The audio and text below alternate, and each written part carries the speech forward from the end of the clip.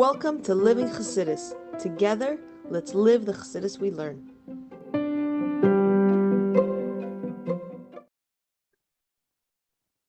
Morning, everybody, and welcome to Chassidus in the Morning. 15 minutes to change our lives, hopefully. Yes, change lives.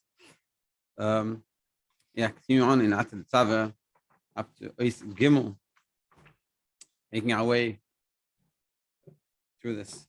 Just a quick, whoever didn't listen last night, Shei's talk, it was, let's listen to some of it and to add prior engagements. But one of the things that he said, I think was very powerful, was how he's talking about how when a kid finishes a maamer, learns in school a maamer, when he finishes, the teacher should ask, how did it make you feel? How did the Chiddush of the Rebbe make you feel? And you're saying, whatever. The point that I'm bringing out is that when we learn, and Baruch Hashem, I've been given that opportunity to know what he's talking about and to get it. So it is very special. The point of what he's trying to say is that when we learn Chassidus, or we learn anything in Torah, especially Chassidus, it has to affect us not just in our seichel, but it should affect us with all parts of us. And that's what we're saying. And that's what he was saying. Now, so too, when we learn the maamer here, it has to be affecting us emotionally as well, not just intellectually. Sure, not just intellectually. Otherwise, we miss the point of living Chassidus. That's why it's called living Chassidus. Anyway, so we asked a few questions in the beginning of the maamer. Why does it VeAta Tetzaveh, usual command, and why does it say to you? And then we said Shemen Zayzah Chasis Lamar to the luminary. Why is it brought to the luminary, not to light? And then we said, why is it Tamid? Whereas in the passage after it says Erad Baker, what's going on over here? The first thing, we already answered a few of the questions. We said the reason why it says VeAta Tetzaveh, because Tzaveh is not coming from the language of command, but it's coming from the language of connection. That we're saying this is a space that Hashem is telling Moshe that you should connect, help Jewish people connect with me, with the Aryan Safe. And then we said that through us connecting, through Moshe helping us connecting with Aryan Safe, we add into Moshe that we're like the feet. And Sheish Me'is Elef Ragli Ha'am Asher Nech B'Kibo. This is 20,000 feet that I'm among. That we are like the feet, and Moshe is like the head. And we take the head to where by itself it can't go. Like the example, the Rebbe once said to Reuven Dunim about his shlichus. I don't remember exactly the whole context of the conversation, but the Rebbe said to him, he goes, really, I want to be in France doing shlichus, and I want to be in Eretz Yisrael, where Reuven Dunim was from. He's from Haifa. I want to be in Haifa, and I want to be in Australia, but it's not practical for me to be there. So I send you as my shliach, as my representative. You are me in that place.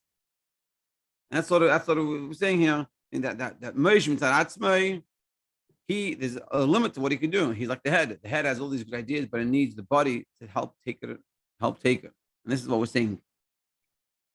Now, then we said in Eis Gimmel we started, which is where we're going, is that let me see here. Eis Gimmel we're saying we just started Eis Gimmel. We're talking about how this maamer is also based off the Fidik of his maamer. And the Fidik says, and this is sort of going to be the question of today, hopefully we'll get to that, is that in the maamer of the Fidik Rebbe, he says that the Moshe, there's Moshe in every generation.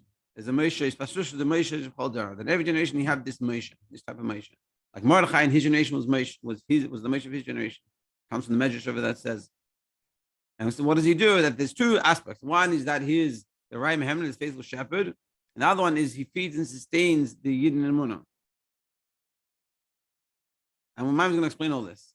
Now the thing is, we're going to ask the question today, because the next thing the Fidik Rebbe says in the maamer is that through the Yidden being crushed in the time of Galus, that brings them out that Emunah. So the question is, what is it?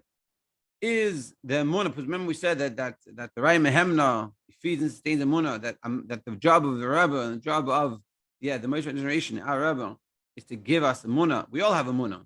We all believe. The problem is, our belief could be in a way of not makif, which is like the famous story that's given that the guy before he robs, he sends a little daven He prays a little bit to Hashem that should be successful. Now, if you believe in Hashem, so why are you stealing? And we all have this in our own world. We do this. So the problem is that Emunah that we had, we believe in Hashem, it doesn't affect us. I believe in Hashem, but I can lie to this person. I believe in Hashem, but I can do these things. And so why does that happen? It's because our Emunah that we have in Hashem is not bepnimius, hasn't internalized, hasn't affected us. And so what the Rebbe's job is to do is to internalize and to make it internalized for us, to help us. Like the example that we gave yesterday, Shalom Bashkin, that someone asked of Yossi Jacobson, how did he survive?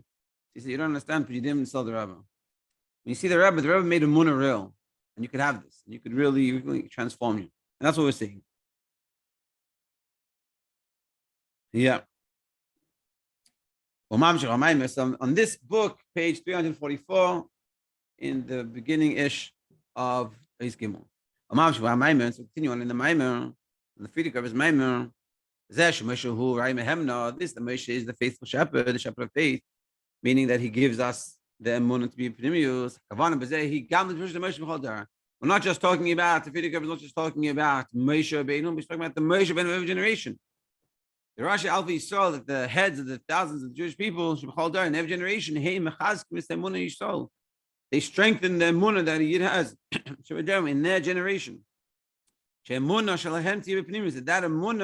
should be internalized, should affect us. Not just I believe. Yeah, I believe. But what I do, my whole life is not as I can't remember who it was, he said, like one of the Greek philosophers, he said, to do as I say, not as I do. They saw him doing something totally opposite of what he had taught. So he said to them, do as I say, not as I do. So his Emunah, so to speak, is not bepnimius. He says, morally, I should be like this, but I am like this. And what the Rebbe's job is to take, morally, we understand to be like this, that Emunah, and we should bridge that gap to be close to it. Just like Mordechai, that he was the Moshe of his generation. As it says in the Medrash, the Mordechai in his generation was like Moshe in his generation.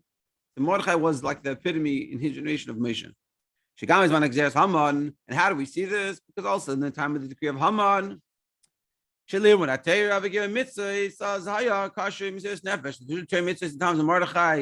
the story of Purim. It was about they needed Mesiras Nefesh. Like it says that the Alter Rebbe brings down that he says if the Yidden would have given up in the Yiddishkeit, then it wouldn't have anything happened to them. But none of them had that even.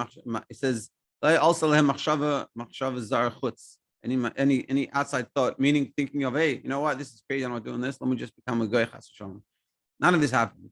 But how does this come about with the Mesiras Nefesh with Mordechai? And he strengthened him to have this type of attitude.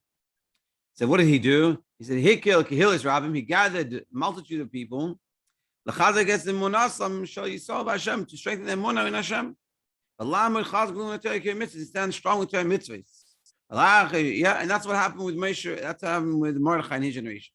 This example of Moshe in his generation, strengthening that emunah.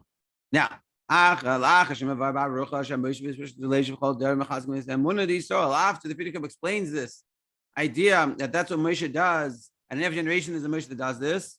What does he explain? He explains why does the pasuk say Shemen became Kaslamar, Shemen Zayzach Kaslamar.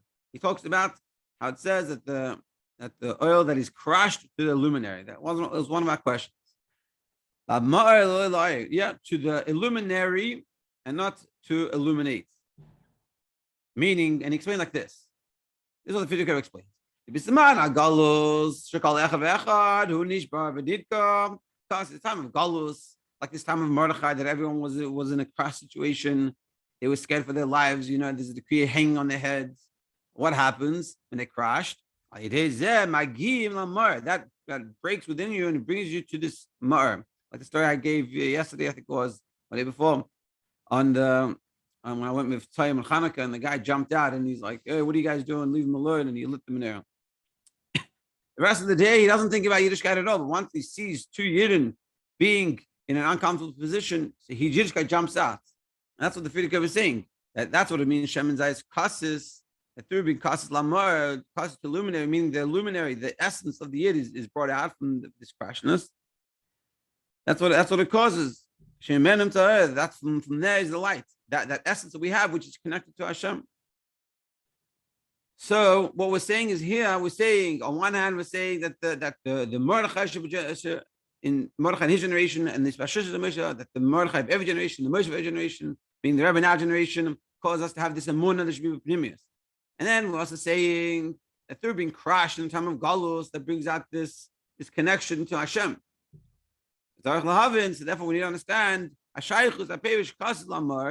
the connection between crash to the luminary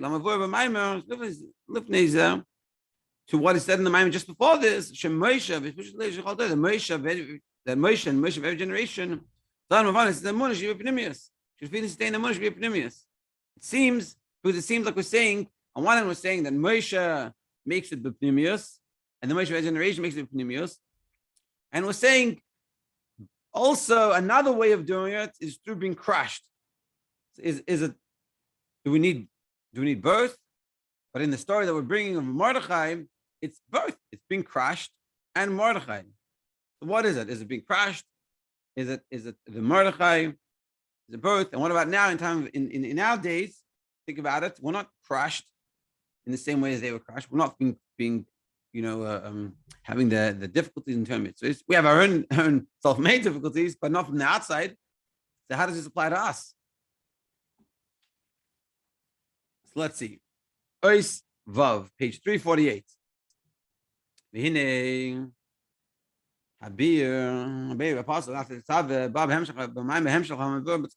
this concept of VeAta Tetzaveh in the Fidik of his maamer is brought in continuation to what it says in the beginning of the maamer, which is Perish Kibbul Yehudim. The maamer is really called Kibbul Yehudim. So what does the maamer begin with? The Kibbul Yehudim is the Jewish people took upon themselves what they had begun to do. And what does it say? This is quoted from the Megillah, and it explains that essentially, we'll go outside a little bit,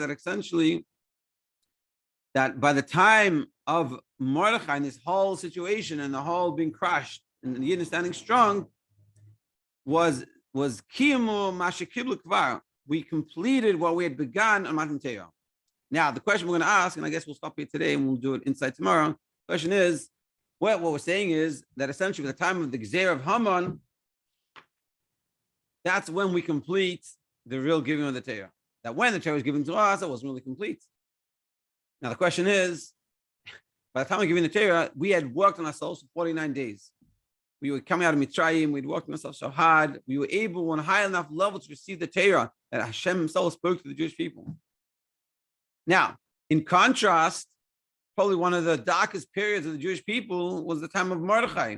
And the Yidden in that situation were the reason why we had that punishment, we had that annihilation of our heads was because of the way we were acting. But somehow we're saying that even though we were acting so badly and the situation was so bad that we were on the brink of annihilation, that specifically is when we accepted the Torah. And that when we were on the highest spiritual levels, by Matan Torah, that wasn't really the acceptance. What does that mean? How can we understand this? So to answer that question, we have to come and join tomorrow to get into it. Everyone should have an amazing day, and we should think about a few things to think about. Take with you for the rest of the day is, first of all, realizing that we are shluchim of the Rebbe. And in any position we find ourselves, we have to realize that we are the feet of the Rebbe, and the Rebbe can't do everything. And he needs us, especially now, after Gimmel Tammuz, for Gashis, we're going to see the Rebbe. Even more so, we have to be the light of the Rebbe, the feet of the Rebbe. And it means simply being aware that I'm a shliach and I have something that I can give. It can be being hello, being nice to people, smiling people, caring, listening to your kids. One thing she started out yesterday, really knowing what's going on with the kids, knowing what's going on with your friend's life. It's like I have a friend that he says, you should know your friend's mother's name. Why? Because when you daven someone, you say their name and their mother's name. You should know your friend's mother's name.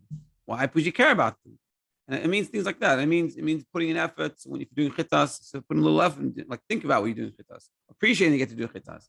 It means if you get a chance to daven. If you're a teacher in the classroom, be extra nice to the kids and be sensitive to them. And little things like this, giving some coin to tzedakah, working on davening. If you don't bench, work on benching. You know, if you don't say any money bracha, say a little bit of money bracha. Little things. And realize that we're doing this and we're helping the Rebbe. It's like someone said, a kid, I'll finish off with this. The kid once wrote to the Rebbe that he took upon himself to wash the Nagelwasser. Like, shkayach, big deal. And the Rebbe said to him, never wrote him back, that you have quenched a parched soul with your good news. Meaning like imagine you're like struggling for water, and suddenly someone gives you like a nice big glass of water, and you're like, oh, you drink and it feels so good. It's like, oh, it's a good feeling, it's the best feeling. And this is what the Rebbe was telling this kid, that's what you've done for me.